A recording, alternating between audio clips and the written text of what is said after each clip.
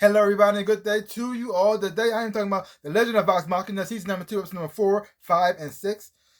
Excuse me. Episode number 4 is Those Who Walk Away. Episode number 5 is Pass Through the Fire. And episode number 6 is Into Rhymecloth. Or Rhyme. Into Rhymecloth. And in this episode here, it focuses on different people here, different characters. Some characters get upgrades. Some characters step up, become the hero. So a lot of things happening here as well too. Great animation as always. Especially the action sequences here are just amazing. And watching these characters grow and with more power as well is very interesting as well too. Also seeing characters go through different their own little arcs in here as well, like especially like Grog or the things that he has with his sword, Craven Edge.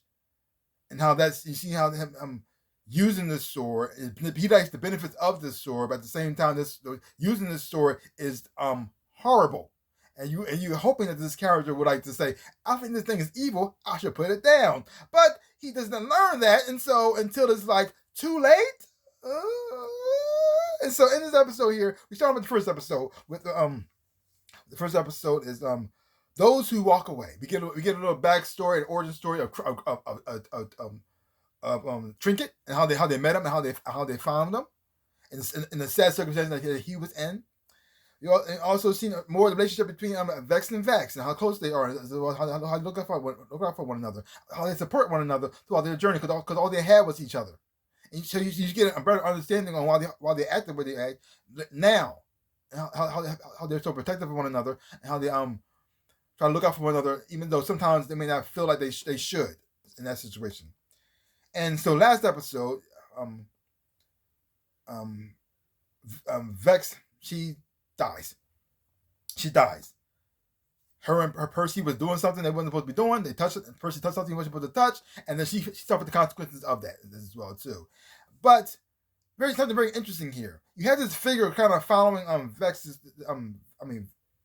whole entire time, and you don't know who it is or who it was, and it looks like this person has been like watching him all this time, and she shows him to be like her I guess you could say her avatar, her soldier, her centurion in a way. And when this opportunity presented itself, she took like full advantage of that, because the thing is though, only he saw her. Only he saw that the crow lady, whatever, I forgot what she was called, and she cut ties she had with Vex, and she tied herself to him.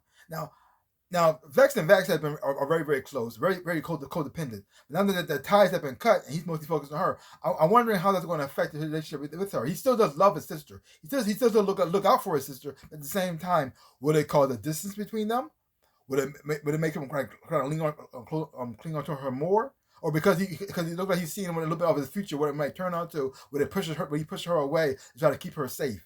And she's not understanding fully why what's going on here. But you see him step up in this episode here, because he wears the armor of the of like, I guess you could say, her soldier, which amps him up into a whole nother level. He pretty like turns like in a little bit to the Flash with the combination of Spider-Man. So it's insane as well.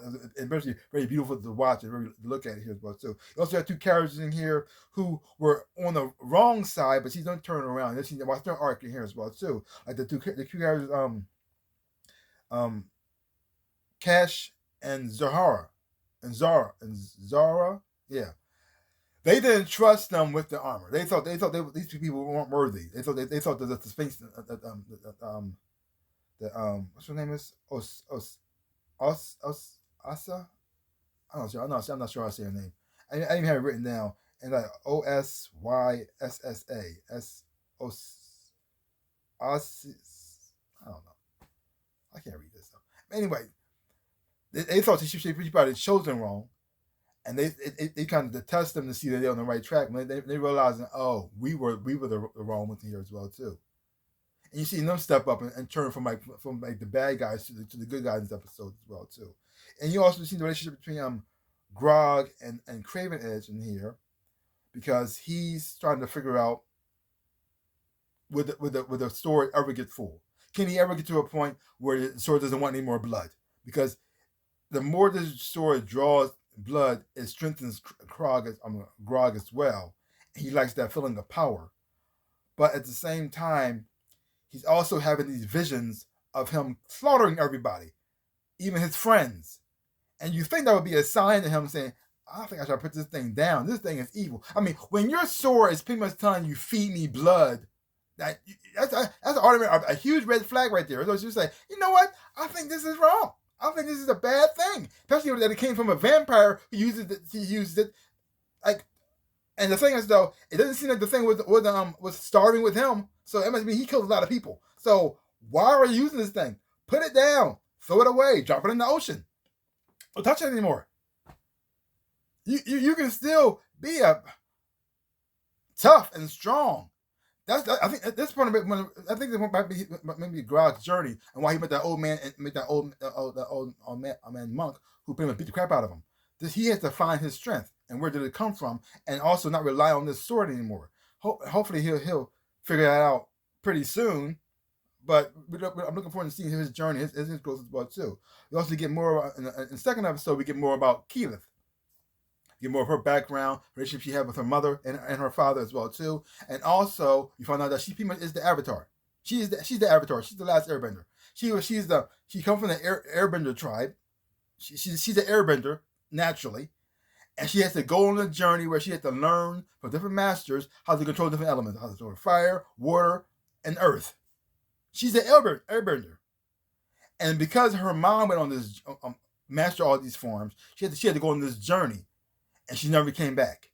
And because of that, you've seen why she managed to do her training in the first place, because of the fear of maybe dying, maybe getting lost forever. Because she got to do this by herself. And she has these friends who she doesn't want to leave. And she also has a sort of relationship she has with Vex, that even though she tried to push him away from, because the thing is, though, she likes him, he likes her. But the thing is, though, when you find out, now you fully get, in this episode here, you get a fully understanding on why she pushes him away. Because her mother had to leave her dad and her to go on this journey she was going. And she never came back. And she felt as though, if I get attached to you, and a relationship with you, and I leave and never come back, that's not only it's going to hurt you as well. I don't want to do that to you. And so now you get a fully understanding on the why. But you see her step up in this episode and actually face her fears and then rise up to a whole new level here. You're like this, oh my gosh. Holy mother. Amazing.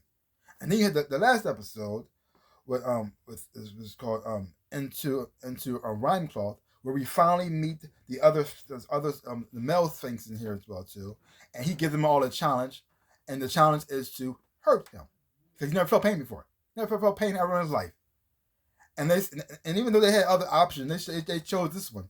And he said, oh well. And so they all try and they all fail.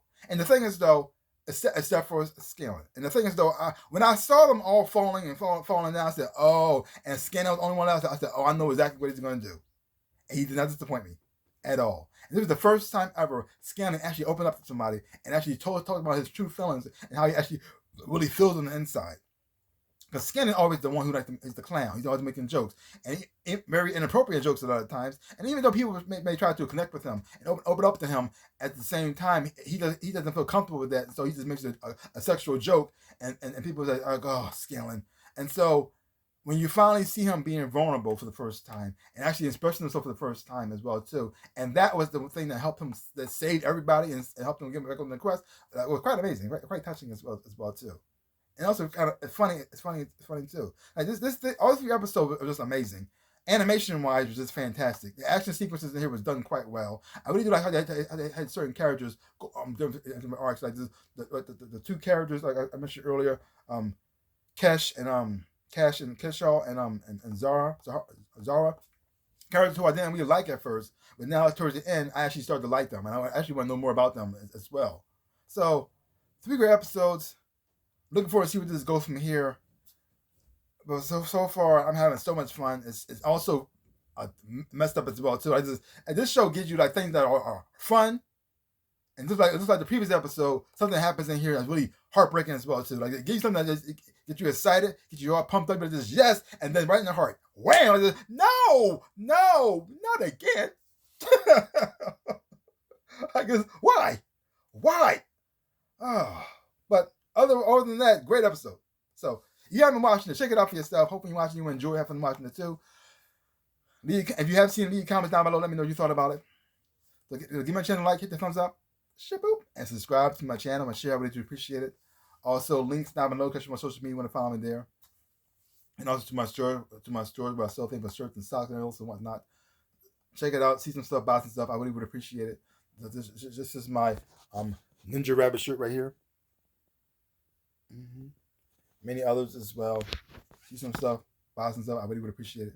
Like I always say, in my dreams of a life, I am the NinjaRabbit. Peace out, people.